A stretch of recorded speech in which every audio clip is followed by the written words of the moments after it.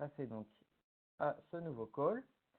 Donc, nouveau call ici pour les centres de recherche. Donc, on va, comme l'année précédente, donc rouvrir notre call pour pouvoir avoir des centres de recherche supplémentaires qui vont pouvoir venir s'ajouter aux centres déjà existants. Et on vise donc une ouverture début avril, donc c'est déjà la semaine prochaine. Donc nos documents sont prêts. Ça pourra être soit la semaine prochaine, soit la semaine d'après, selon un peu le planning de notre service communication qui, dans la situation actuelle, a également pas mal d'autres tâches à effectuer et donc qui va pouvoir mettre le site web à jour dans les jours qui viennent, mais sans que je puisse vous donner donc une date précise. Donc vous avez ce call qui va continuer jusqu'au 15 mai, 15 mai à 4 heures de l'après-midi, donc fin de journée 15 mai. Et vous avez donc ce délai pour soumettre votre demande de reconnaissance ou d'agrément. Donc l'approbation, l'agrément va être donné entre donc avril et juin. Donc pourquoi entre avril et juin? Parce qu'on va essayer, si on voit déjà un nombre suffisant de demandes qui nous sont parvenues, de les approuver au fur et à mesure sans forcément devoir attendre la toute fin et d'avoir toutes les demandes, en tout cas pour les centres de recherche qui vont être des centres agréés de plein droit. Donc, je vais vous indiquer les distinctions maintenant. Donc, vous avez dans cette action deux grands types de centres, donc deux catégories qui sont en fait reprises telles quelles dans notre texte légal, qui sont d'un côté les centres que l'on va appeler les centres agréés de plein droit et de l'autre l'ensemble des autres centres. Donc les centres agréés de plein droit, ce sont l'essentiel d'entre vous ici, je pense. Ah, attendez, je vois qu'il y a une question, mais je passerai à la question par après, c'est pas grave. Donc, pour reprendre, voilà, donc vous avez les centres ici qui sont essentiellement donc des centres donc des universités, des centres des hautes écoles et des centres qui sont des centres de growth, des centres collectifs de l'industrie et des différentes industries, ainsi que donc toute une série de centres qui peuvent être des centres étrangers qui donc pourraient avoir un statut équivalent dans leur pays. Ces centres sont donc, comme on indique, agréés de plein droit, ce qui veut dire qu'elles ont une procédure d'agrément qui est simplifiée et qui est plus une procédure informative qu'une vraie procédure d'agrément. D'un autre côté, vous avez les centres qui ont un autre statut, où là, donc, une série de vérifications supplémentaires est nécessaire pour nous assurer qu'il s'agisse bien de centres qui ont l'expertise nécessaire, qui ont la santé financière nécessaire et qui ont les capacités donc de répondre aux demandes des entreprises. Donc, la distinction a été faite tout simplement parce que, comme vous voyez, les centres agréés de plein droit sont ceux qui ont quand même un statut particulier, où il y a déjà en fait toute une série de vérifications de ce type-là qui sont faites. Donc vous avez, pour pouvoir être une université, vous devrez avoir toute une série d'habilitations pour pouvoir être une haute école également. Vous êtes déjà reconnu en fait par les instances compétentes dans le domaine de l'enseignement et de la recherche. Même chose pour les centres de growth, vous avez tout un agrément qui est réalisé au niveau fédéral et où donc ça n'a pas forcément d'intérêt de plus-value de vérifier donc ce qui est rempli de facto par ces centres-là. Tandis que pour les autres types de structures, il y a des vérifications qui sont généralement nécessaires. Donc vous avez un call qui est ouvert à l'ensemble des centres de recherche. Ça veut dire quels que soient donc les domaines d'application. Donc vous pouvez voir notamment avec le lien que je vous avais envoyé où vous aviez la liste des centres existants que l'on a toute une série de disciplines très différentes et que nous ne nous limitons pas à quelques tâches technologiques bien spécifiques, mais que ça peut couvrir donc même des aspects plutôt médias, plutôt sciences sociales également. Donc si vous avez une expertise qui peut être utilisée pour les entreprises dans leur démarche de R&D, vous êtes tout à fait les bienvenus, quel que soit votre domaine d'application. Et une bonne façon de vérifier, disons, si vous avez le potentiel, disons, de répondre à ce type de sollicitation, c'est peut-être déjà voir les sollicitations que vous recevez actuellement. Donc peut-être que vous avez déjà occasionnellement des collaborations avec des entreprises, peut-être que vous faites déjà de la consultance, peut-être que vous avez des autres centres dans votre domaine qui font de la consultance. Ça vous permet de voir donc si vous avez donc la nécessité et l'utilité pour vous et pour les entreprises donc de rejoindre cette action. Mais quel que soit votre domaine, vous êtes les bienvenus. Pour donc ce call-ci, nous allons continuer à utiliser donc les, les modalités, disons, traditionnelles de soumission des demandes d'agrément. Et donc, nous n'allons pas ici passer par Irisbox, ce qui va répondre peut-être à la question donc, que je venais de recevoir également d'une de vos collègues ici qui demandait si les centres allaient aussi devoir créer des accès Irisbox. À l'heure actuelle, vous n'avez pas besoin de créer d'accès Irisbox puisque pour notre call 2020, vous n'allez pas soumettre les choses par Irisbox, mais simplement en envoyant un email à notre adresse standard fundingrequest@innoviris.brussels. Peut-être que dans le futur, vous serez amené à utiliser Irisbox lorsque nous passerons peut-être entièrement à Irisbox, mais vous avez encore de nombreux mois et donc vous pouvez très bien ne pas le faire actuellement, surtout que les projets multipartenaires qui sont en fait les seuls projets pour lesquels vous êtes susceptible, je pense, de venir à Innoviris sont encore assez lointains au niveau du développement et donc vous avez encore le temps d'y réfléchir. Si vous avez l'envie, peut-être que vous pouvez par contre essayer de voir comment vous pouvez créer vos accès.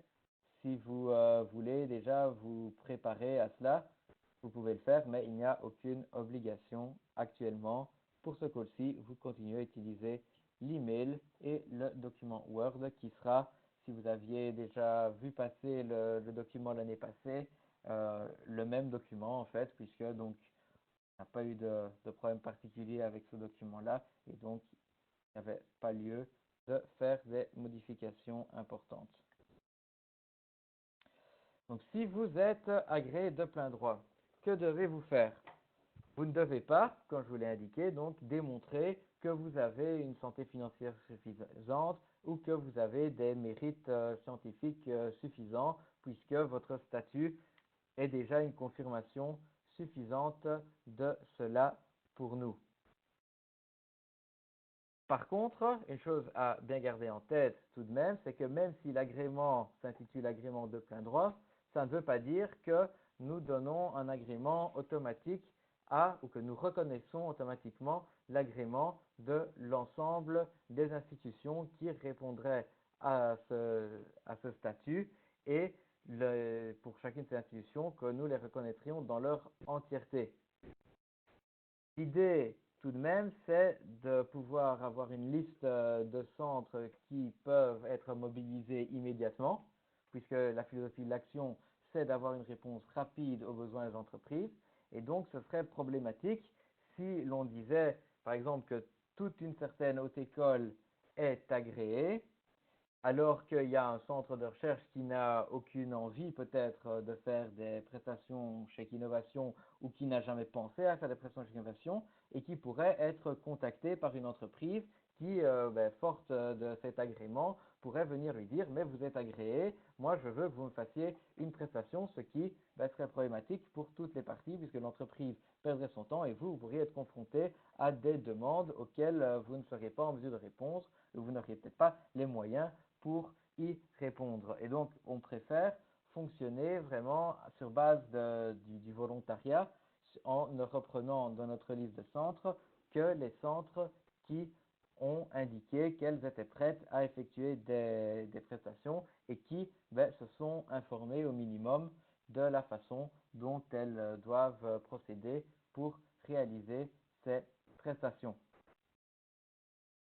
Et donc ici, on s'attend à ce que tous les centres qui veulent être agréés nous soumettent une petite fiche d'information reprenant toutes les informations dont on a besoin donc, pour renseigner ces centres aux entreprises et savoir nous-mêmes quels sont les centres qui font partie de l'action. Vous pouvez bien entendu regrouper les demandes au sein d'un seul formulaire si vous êtes une haute école et que vous avez 5 centres qui veulent participer à l'action. C'est même plus facile pour nous si vous nous soumettez un seul formulaire et vous verrez que dans le formulaire, il y a à chaque fois 2 parties. Une partie plus globale sur l'ensemble de la haute école qui est réduite à son expression la plus simple puisque je n'ai pas besoin d'avoir toute l'historique de la haute école comme je pourrais en avoir besoin pour un centre que l'on ne connaîtrait pas. Ce n'est pas forcément très utile. Et vous avez ensuite une deuxième partie qui est vraiment spécifique au centre où là, c'est là que l'information est plus utile et est plus cruciale pour nous. Et donc, vous pouvez très bien vous soumettre un seul formulaire avec 5 ou 6 sous-sections pour chacun des centres de la haute école. Donc là, je vous encourage à essayer de le centraliser justement si vous voulez rejoindre à plusieurs cette action. Qu'est-ce que vous nous soumettez donc comme formulaire? Vous nous donnez en fait les informations de base qui sont nécessaires pour bien comprendre ce que vous êtes en mesure de faire. C'est-à-dire, qui est-ce que nous devons contacter lorsque nous avons une question par rapport aux prestations de votre centre? La preuve, évidemment, que vous êtes bien centre agréé de plein droit, donc la preuve que vous êtes un centre qui dépend d'une autre école, ou la preuve que vous êtes un centre qui fait partie d'une université, la preuve que vous êtes un centre de growth, etc.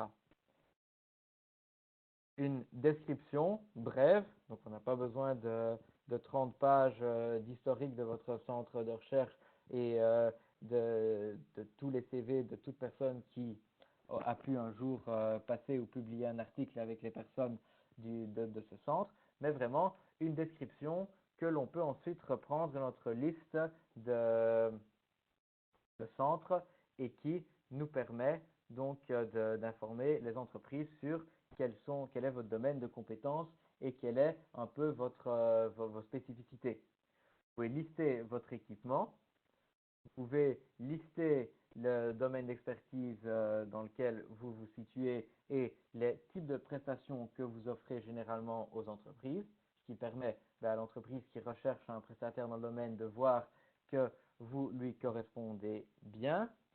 Vous devez lister aussi les prix donc, qui sont envisagés. Donc, en particulier donc, les frais forfaitaires pour les frais de personnel. Et donc ça, nous avions convenu donc, avec Cinera l'année passée, et ce sera sans doute la même chose cette année. Donc, il y a un prix commun à l'ensemble des hautes écoles qui sont représentés par Cinera. Donc, si vous êtes un centre de haute école, vous pouvez vous renseigner auprès de Cinera par rapport à ce qui avait été convenu les années précédentes. Si vous n'êtes pas dans ce cas de figure-là, et donc si on n'a pas encore nous obtenu la preuve que c'était des montants raisonnables, je vous invite à nous soumettre bien les preuves nécessaires pour donc que nous puissions nous assurer que les tarifs envisagés correspondent bien à votre structure de coût avec éventuellement donc un bénéfice raisonnable, mais l'idée n'est bien sûr pas que l'on soit au double ou à 50% au-dessus de ce qui est facturé généralement aux personnes qui viennent vous voir. Donc si vous faites déjà des prestations dans dans un autre cadre, nous attendons à ce que vous nous présentiez des coûts qui sont similaires à ceux-ci et que vous nous soumettiez alors les preuves nécessaires pour que nous puissions voir le fait qu'il n'y ait pas d'enrichissement indu, ce qui normalement ne devrait pas être le cas puisque donc on n'a jamais eu ce cas de figure dans l'action non plus, mais c'est voilà, toujours utile de prendre toutes les précautions d'usage. Vous pouvez également donc nous soumettre alors une copie de votre accord qui règle en fait les questions de propriété intellectuelle avec les entreprises. Donc sans doute que lorsque vous réalisez des prestations pour les entreprises, vous leur remettez des conditions générales qui indiqueront que les résultats resteront leur propriété, mais que vous pouvez garder votre know-how aussi, toutes ces choses-là assez standards. Donc vous pouvez nous soumettre directement lors de l'agrément, comme ça on ne doit pas vous le demander à chaque fois que vous faites une prestation. Voilà, et si vous avez ce type de documents, si donc ils sont disponibles, vous pouvez nous soumettre aussi une copie de vos rapports annuels qui nous donne aussi un contexte un peu plus général sur donc le centre et sur son contexte. Et je vois qu'il y avait une question et ça sera pour après. Hop. Deuxième type de centre, ce sont les centres qui ne sont pas des centres agréés de plein droit. Et donc, il y en avait quelques-uns qui avaient indiqué leur intérêt et qui normalement nous ont rejoints ici. Donc ici, on a besoin d'un formulaire un peu plus complet pour donc vérifier que vous répondez bien aux différents critères légaux qui ont été définis dans notre texte qui régit donc l'octroi de toutes nos aides et l'agrément des centres. Donc ces conditions se retrouvent donc au sein de trois catégories. Vous avez les bonnes pratiques du centre de recherche, son expertise et sa pérennité et sa durabilité, disons en quelque sorte. Première chose, on s'attend donc que le centre réalise ses activités dans le respect de toutes les conditions légales et de toutes les bonnes pratiques qui peuvent exister dans le domaine. Ça veut dire également qu'on s'attend à ce qu'il y ait des procédures suffisantes en place pour que les projets soient suivis de manière adéquate, que les coûts soient gérés de manière adéquate également et que il y ait une traçabilité des flux financiers au sein des centres. Ça veut dire que les centres en question doivent nous montrer donc qu'ils ont une forme de comptabilité analytique et des procédures de contrôle qui vous assurent que leurs comptes seront tenus de manière adéquate et en particulier que tout ce qui a trait aux prestations qu'ils vont effectuer pourront être comptabilisés de manière adéquate. Donc c'est surtout ça qui nous intéresse. Comme on ne vous paye pas directement, ce qui nous importe, c'est que lorsqu'il y a des prestations qui sont comptabilisées, elles soient bien comptabilisées de manière correcte et conforme à la réalité. C'est-à-dire qu'on s'attend à ce que vous ayez par exemple des procédures au niveau des timesheets pour que lorsque vous nous indiquez que vous avez passé 20 jours hommes sur un projet, ce soit bien effectivement 20 jours hommes et que vous ayez une trace si un jour il y avait un audit ou quoi que ce soit qui permet de montrer qu'il y a bien 20 jours hommes d'une certaine personne qui ont été passés sur le projet et non pas 10 ou non pas 5 ou non pas 40 non plus. Deuxième chose, nous attendons à ce qu'il y ait un rapport annuel qui peut prendre différentes formes. Ça ne veut pas dire que vous devez avoir un rapport annuel que vous envoyez à 500 personnes non plus. Si vous avez un rapport sur vos activités qui se trouve sur votre site internet, une description donc, des projets réalisés, quelque chose qui nous permet donc d'avoir une trace des activités précédentes et qui montre que vous avez une certaine diffusion aussi de vos activités, que vous ne faites pas tout uniquement en interne pour le propre bénéfice, mais que vous avez une diffusion donc de votre travail et de ce que vous faites, ce qui se retrouve aussi dans d'autres critères.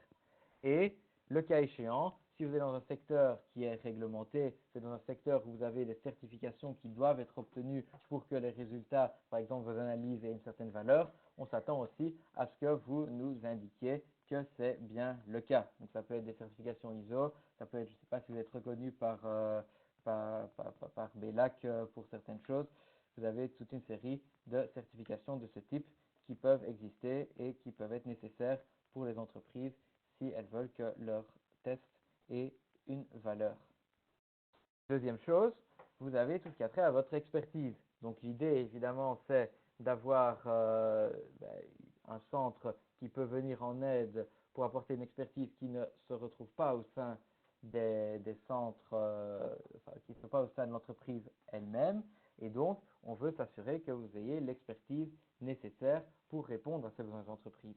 Ce qui veut dire que vous devez nous montrer que vous faites effectivement de la recherche, du développement, de l'innovation de manière assez générale qui peut donc intéresser les autres entreprises qui sont actives dans le même secteur que vous. Donc l'idée ici, c'est que vous devez avoir une activité de recherche, développement et d'innovation qui n'est pas simplement centrée sur les produits et les services que vous offrez vous-même. Sinon, toute entreprise qui fait de la R&D pourrait devenir en quelque sorte prestataire Boost, ce qui n'est pas, enfin Innovation Vouchers, pardon, ce qui n'est pas la philosophie. L'idée, c'est d'avoir vraiment des experts reconnus dans le domaine. Et donc, on s'attend à ce que vous montriez que vous réalisez donc des travaux de recherche, développement et d'innovation qui vont au-delà simplement de vos besoins spécifiques. Et ça peut être fait notamment en montrant que vous réalisez déjà des travaux en collaboration avec d'autres entreprises,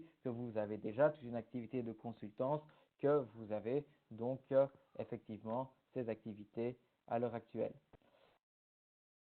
Vous devez aussi donc nous montrer que vous avez une activité de dissémination.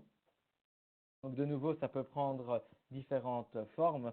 Ça peut être une newsletter que vous envoyez régulièrement qui reprend les différentes tendances technologiques dans votre secteur. Ça peut être, même jusqu'à dire, ça peut être des publications. Si vous avez un blog, vous mettez toute une série de travaux de recherche, vous analysez un peu l'état de la technique dans le domaine, les nouvelles tendances et vous les commentez. Si vous allez à des conférences pour intervenir, si vous allez dans des événements du secteur, tout ce qui montre en fait que vous avez une activité de dissémination et de nouveau que ce n'est pas uniquement des activités purement internes que vous gardez pour vous, mais des activités qui sont offertes à un nombre plus important de personnes et qui fait que vous avez une expertise applicable dans le domaine de manière plus large que simplement vos travaux à vous. Et enfin, que vous avez effectivement les moyens nécessaires pour donc, réaliser les prestations que vous envisagez de faire. Et donc là, essentiellement, ce sera de montrer que vous avez du personnel qui est affecté à de la R&D, à de la guidance technologique et qui donc a les capacités et les connaissances, les compétences pour faire donc ces travaux que vous envisagez de faire. Enfin, le troisième type donc de critères que l'on vérifie, c'est votre pérennité, en particulier financière. Donc, vous devez nous montrer sur base un peu du business plan que vous avez des rentrées financières actuelles et futures suffisantes pour que vous ne disparaissiez pas du jour au lendemain. Et également nous montrer que vous voulez réaliser donc des prestations de manière régulière. Donc l'idée ici, c'est que le but n'est pas d'avoir un agrément uniquement pour réaliser une fois un projet avec une entreprise, mais que vous allez mettre en place ce qui est nécessaire pour que donc d'autres entreprises par après puissent aussi bénéficier du projet. Donc c'est une offre de service qui a vocation à s'inscrire dans la durée. Donc ce que vous allez faire pour démontrer tout ça, c'est en fait nous soumettre un formulaire qui est basé sur le formulaire des centres agréés de plein droit, mais qui demande quelques informations supplémentaires, notamment une description un peu plus poussée donc, du centre de recherche, une preuve que vous réalisez déjà des tâches de R&D ou que vous allez en réaliser ultérieurement. Vous pourriez très bien avoir été créé récemment, mais avoir toute une série d'employés et de fondateurs qui sont des personnes qui ont déjà une grande expérience dans le domaine et qui vont très rapidement être en mesure donc de pouvoir effectuer ces tâches de R&D et de guidance. Donc ça, c'est quelque chose qui est tout à fait possible également. Une petite vue donc de vos activités de dissémination, une vue aussi sur votre personnel R&D, une preuve donc au niveau de votre contrôle interne et du fait que vous avez une comptabilité analytique. Donc ça peut être lorsque vous nous soumettez, c'est le point suivant, vos comptes annuels. Ça peut être notamment le fait que les comptes sont aussi vérifiés par un réviseur d'entreprise si c'est le cas. Donc ça peut être aussi une des choses qui peut prouver cela. Vous nous soumettez aussi les comptes annuels des 3 dernières années ainsi qu'un plan financier sur 3 ans qui ne doit pas être très détaillé, très détaillé, donc pas peut-être aussi détaillé que pour un projet Innoviris traditionnel si vous avez déjà participé à des projets et vous voyez un peu ce qu'on demande, mais qui reprend quand même les sources financières principales et qui nous montre que vous avez une certaine pérennité par rapport à vos activités et donc vous avez déjà un certain nombre de clients, que vous avez des rentrées financières régulières et qu'elles vont continuer dans le futur. Alors, qu'est-ce qui va se passer une fois que vous aurez soumis donc ces dossiers, ces demandes? Nous allons l'analyser en interne. Si nécessaire, nous pouvons vous demander des informations supplémentaires, quelque chose qui ne sont pas claires. Donc, on essaie d'avoir ici aussi donc, une démarche un peu itérative. Donc, on s'attend à ce que le dossier soit quand même complet. Mais s'il y a vraiment des choses qui devraient être clarifiées, ça peut toujours être fait également. On peut, le cas échéant, également demander une rencontre avec vous, soit physiquement, soit virtuellement, selon l'évolution de la situation et selon ce qui est pertinent par rapport à ce que nous devons vous demander. C'est assez rare qu'on le fasse, mais parfois, ça permet peut-être d'avoir toutes les informations de manière plus rapide ou si on a besoin de vérifier certaines choses particulières, ça peut également être une option. Une fois qu'on a reçu tout, une fois que l'on a donc, analysé tous les documents, nous allons formaliser votre agrément à l'aide donc, de documents légaux. Nous allons avoir des arrêtés donc, qui vous reconnaissent comme centre agréé Innovation Vouchers. Et ces documents légaux vont être, si vous êtes un centre agréé de plein droit, signés directement par nos directrices. Et donc, ça veut dire qu'on peut sans doute le faire de manière assez régulière. Si vous êtes un centre qui n'est pas agréé de plein droit, ça doit être approuvé par le gouvernement. Et donc là, ce sera envoyé, donc une fois que tous les dossiers de ce type-là auront été analysés comme un package en fait au gouvernement pour que tout puisse être approuvé en même temps. Donc évidemment, l'idée n'est pas de défavoriser donc, les deuxièmes par rapport aux premiers et donc on essaiera quand même de garder un timing assez similaire pour les agréments des deux pour donc également avoir un traitement assez équitable entre ces différents acteurs. Une fois que vous avez été approuvé, et ici, donc peut-être un message un petit peu différent de ce qu'on a pu dire pour les projets chez Innovation en eux-mêmes. Une fois que vous avez été approuvé et non pas avant, vous pouvez commencer à soumettre des projets ou à indiquer aux entreprises qu'elles peuvent soumettre leurs projets. Donc ici, il n'est pas possible d'approuver des dossiers de centres qui n'ont pas été, déjà agréés. Ce que vous pouvez faire, c'est si vous avez des demandes, vous pouvez communiquer ça à l'entreprise. Vous pouvez déjà commencer à réfléchir à ce que vous allez nous soumettre. Vous ne pouvez pas stopper toutes vos activités jusqu'à ce que vous ayez l'agrément. Vous pouvez, si vous décidez d'aider une entreprise, vous pouvez déjà commencer à préparer le dossier et être prêt à l'envoyer dès que vous avez été approuvé. Mais c'est préférable donc d'attendre vraiment l'approbation, l'agrément pour nous soumettre officiellement les dossiers. Voilà. Et donc, maintenant, nous sommes arrivés au terme de cette partie de la présentation. Donc, si vous avez des questions, vous pouvez les poser. J'avais déjà ici une question donc, de Michel qui me disait qu'il avait posé une question donc, sur le montant des prestations. Donc voilà, attendez, je vais... Voilà. Donc c'était plutôt pour la première partie, si je comprends bien, mais ça peut être utile pour tout le monde également. Donc pour vous préciser, le montant maximum des chèques innovation.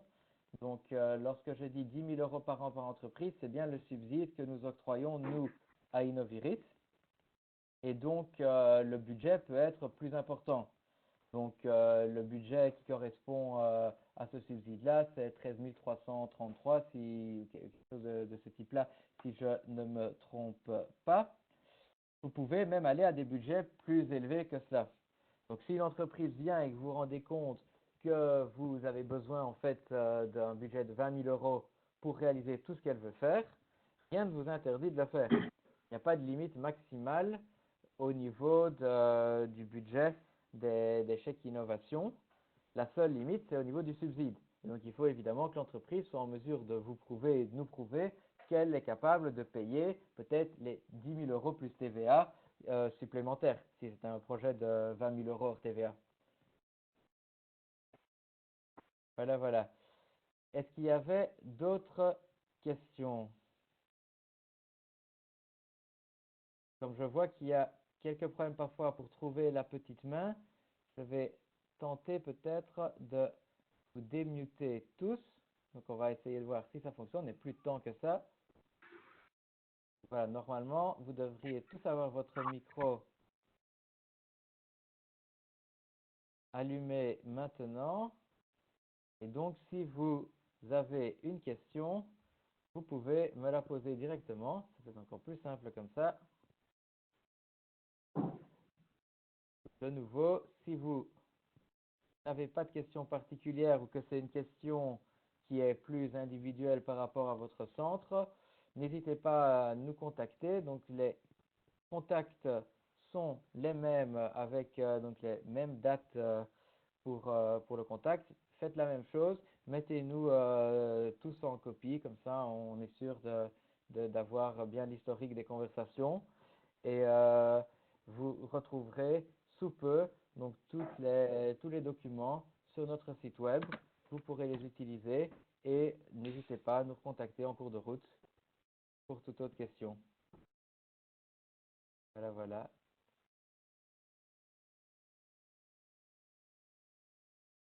Parfait. Donc, s'il n'y a plus de questions, ben, je vous remercie d'être venu pour ce webinaire.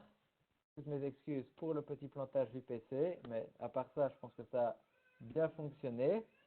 Et donc, vous aurez une copie donc, de la présentation et en fait de l'ensemble de la session qui sera mise sur notre site web en même temps que en même temps que les documents qui vous permettront de postuler pour obtenir l'agrément. Donc, si tout s'est bien enregistré, nous devrions l'avoir sur notre site web aussi. Merci Voilà. Damien. Pas de problème. Merci. Merci. Merci à vous et bonne fin de journée et bon week-end. Bon week-end, oui. Week-end. Au Au revoir. revoir.